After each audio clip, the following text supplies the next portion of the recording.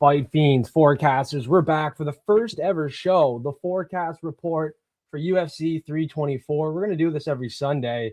This Sunday, I am suffering to find the time. You got football on, hockey on, and I got hockey tonight. And then I'm trying to get the full card prediction show out for UFC 325. So please like this video if you got the time to do that, and drop a comment, say hello to Fight Fiend. Let me know how y'all doing.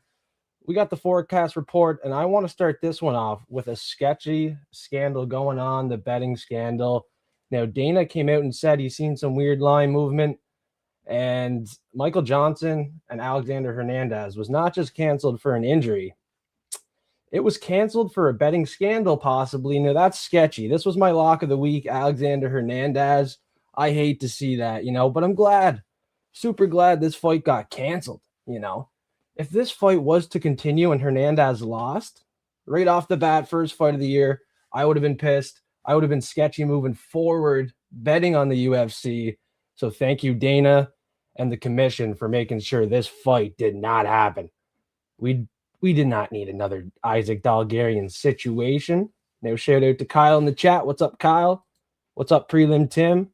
And we're going to do the forecast report, and we're going to talk about the props of the week, the Prop Fiend show. Now, let's talk about Prelim Tim going almost 3 for 3 on the props of the week. Holy shit, he was on fire. That was a hot Prop Fiend show. He went almost 3 for 3. He had Justin Gaethje.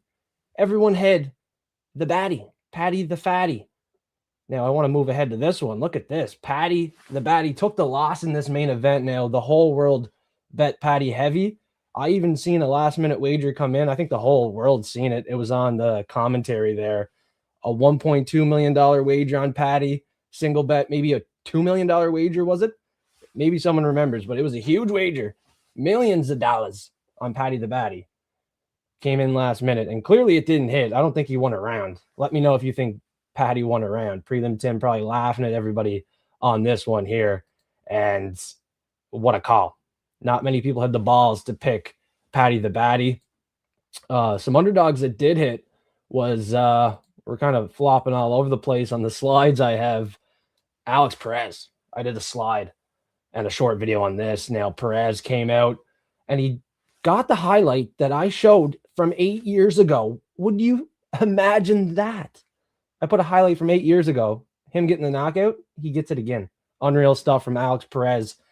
He was a junkyard dog, and he was barking Saturday night. Nice to see him get a win. Charles Johnson, I know he beat Loner Kavanagh.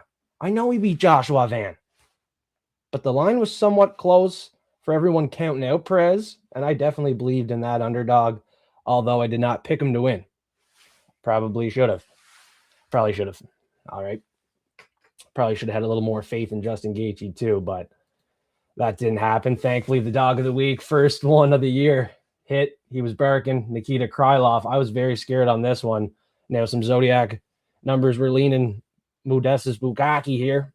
Can hardly say his name by knockout, but he was not able to get the knockout or get it going in that fight. Krylov just pushed forward throughout the whole fight, 15 minutes. Didn't expect that, right?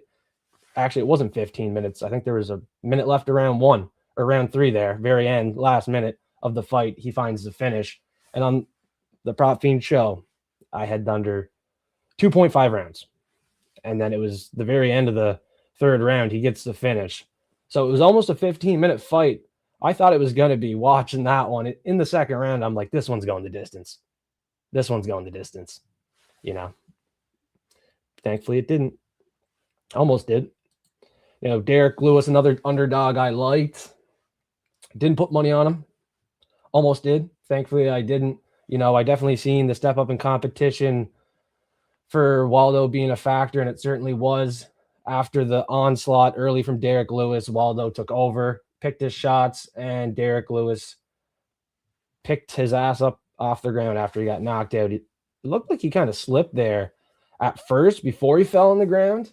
My buddy mentioned it looks like it's icy on the octagon mat there, but yeah, Derek Lewis took a fall. Waldo jumped on top of that pretty quick and ended Lewis climbing up the ladder. That was a good win for Waldo, but I don't think he looked very good. He just kind of got lucky with Derek falling on his ass, and then Waldo took advantage of that. Pretty easy win for Waldo. He just kind of stood there, did what he was supposed to do around first couple minutes, just kind of staying out of the big power of Derek Lewis.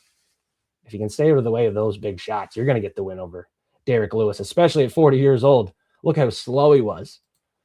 Now, an underdog that was barking but couldn't find the win, Rose Namajunas. I did not expect her to look this good. I thought Natalia Silva would kind of take over a little bit in this fight. I thought her IQ would look a lot better, but this fight ended up being super close, and that IQ had to come in to play late. I'm talking last minute of this third round. Silva really took over, and she shined. Title fight incoming for sure. She's able to handle the elites in this division. I would love to see another step up in competition for Natalia Silva. This was a women's fight that was a very good one to kick off the year and the Paramount era. It certainly delivered. So good fight there for women's MMA. Round of applause for Sugar Sean. All right, forecast report here. Sugar Sean got it done. Hands down, his daughter was in the stands for the first time, front row, and clean win. He hardly got hit too much. He got taken down, which kind of scared me there. Yadong Song, once he got that takedown, some control time, you definitely thought Sean O'Malley could get controlled for a little bit too long, leading to a judge's decision win for Yadong Song. You know, it was getting a little sketchy in that third round. Sean really had to shine. He had to shine, and he brought it. He brought it. A little shaky, though. I thought, could have been Yadong Song looking a lot better in round 3, but he really kind of took it off. Sean O'Malley barely got that one done. And I don't know if he is going to be a champion again someday. Hate to say the truth, but he didn't get the knockout. He didn't really shine, but he shined late when he had to, squeezed it out. Hard to say with Sean. And it's hard to say with Paddy the Baddy. If we go back to that, I literally picked Michael Chandler over Paddy. And then I go and take Paddy over Justin Gaethje. Just shaking my head at that one. So it is what it is. A lot of people had Paddy the Baddy, a lot of money on him. I thought he was a lock. I was wrong. First fight of the night, delivered. Ty Miller, knockout round 1. Minute left in the first round. So we started off the Paramount era with 2 knockouts in the first round with a minute left. That was unreal. Those were nice knockouts. And Ty Miller is definitely going to be, starting to move up the ranks at the right time, getting good steps up in competition at the right time. So all eyes on this prospect, Ty Miller. He was a good prospect on the card, just like Josh Hockett in the heavyweight division. He took over and took advantage of the spotlight. And he's something on the mic. He is hilarious on the mic. And Tim agrees. If we go back to Sean O'Malley, he will not be champ ever again. No, probably not. Now, what about this? Now, you hate to see these fighters cut weight, a lot of weight. They should be fighting at their designed weight class, and maybe it's time for this guy to move up a weight class, but he said he felt fine, and he made weight pretty good.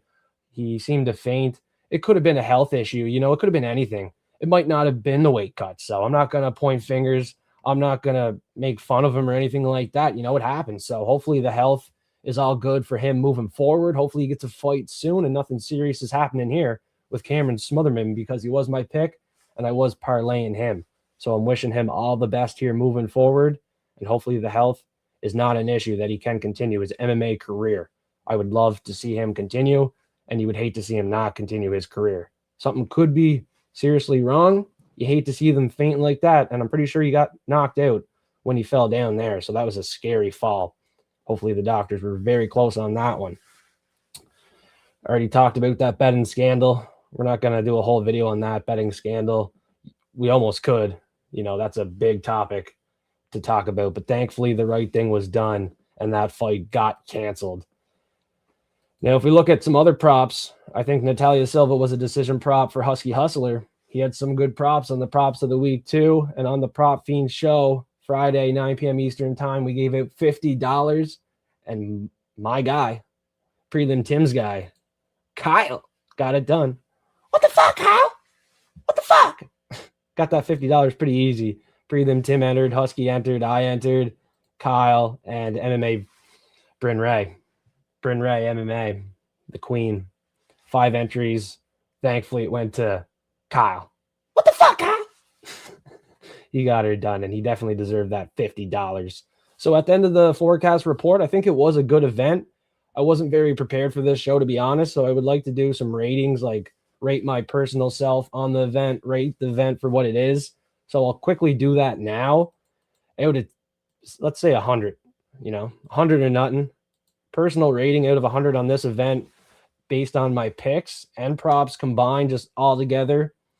I definitely could have done better, but the picks were good. I think I went 8 for 11. Join Instagram. I'm posting the pick sheet there. Discord's free. Link in the description below. I'll post my picks there before every event and then the recap after. So 8 for 11, pretty good on picks, which puts me around 80%. But the props of the week I gave out 0 for 3. That's not acceptable. And I'm aware of that. So I can't put myself over 70%. I'd say 69 personal forecasted rating for Fight Fiend here. Props of the week, poison. The outcomes on the fights, pretty poison. And then my final lock of the week, Patty the Batty, failed me. So a 69% rating for Fight Fiend, first event of the year. For the event, it was pretty boring. There was a lot of decisions after those first 2 knockouts, and it's hard to give this card a high rating. It is. Sean O'Malley had to save the day. Some finishes late saved the day. But as a whole, there's a lot of decisions. A lot of fights didn't deliver as expected. And the last fight, it was not a finish. The co-main event was not a finish. We're going to see some great events this year. So we can't get too hyped about UFC 324. It could have been better. It could have been better, Dana. Honestly, if we be honest here, Dana White could have put on a better card. We had multiple cancellations we can look at here too. So how high can we rate this event? Cancellations, not the biggest of names. And if Derek Lewis was going to go out and someone was going to move up the ranks over him, I would have loved to see him get smoked. And he didn't. He kind of fell in whatever.